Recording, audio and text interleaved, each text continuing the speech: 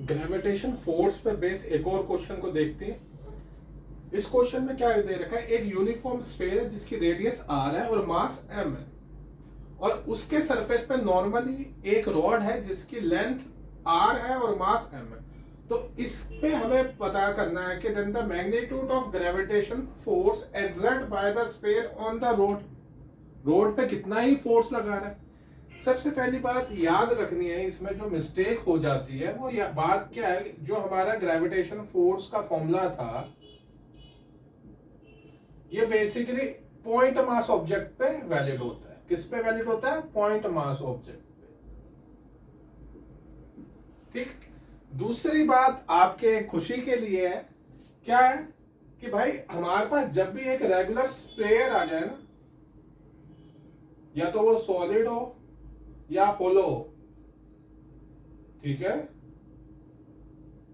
तो इसका जो सारा मास इस कहां पे लेके चलना है? इसके सेंटर पे। इसका जो सारा मास होगा वो कहां पे कंसंट्रेटेड होगा? इसके सेंटर पे।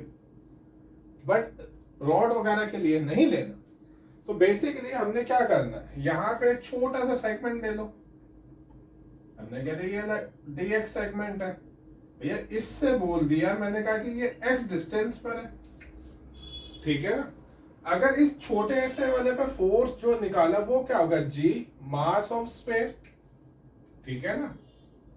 इसका जो मास आएगा dx सेगमेंट का मास क्या होगा बेटा? r लेंथ का मास था ना m, स्मॉल m।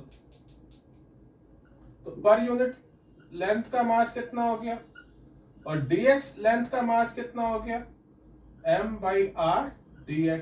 ये हमारे किसके? dm के इक्वल है। किसके इक्वल है? dm के इक्वल है, जो हम सेगमेंट लेके चलेंगे। इतनी बात समझ में आ गई। तो इस छोटे से सेगमेंट का मास क्या है?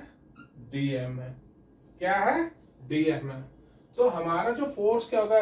g स्फीयर का मास dm divide by x square.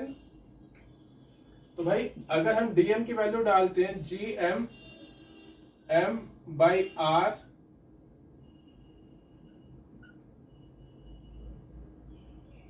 dx, ठीक है ना। इसमें से देखो ये gm square r x square, ये तो कांस्टेंट वैल्यू है इसलिए मैंने एक साथ यहां पे लिखी।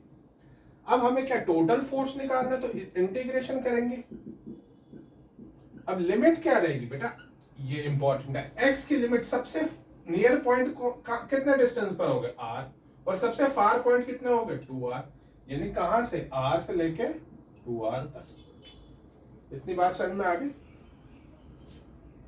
हमारा क्या हो गया भाई? G M square by R, इसकी इंटीग्रेशन करी x की पावर -2 dx की इंटीग्रेशन है ना, कहां से कहां तक है? r से 2r तक।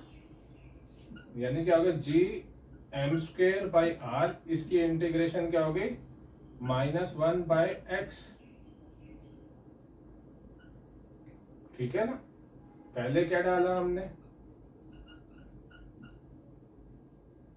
-2r, फिर माइनस, फिर माइनस, यानी प्लस बाई आर, यानी कितनी होगी? G M square by are.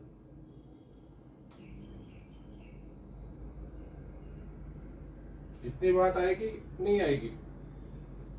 तो हमारा जो नेट फोर्स आ गया वो कितना आ गया? G M square 2r square. ये क्या हो गया? हमारा नेट फोर्स हो गया।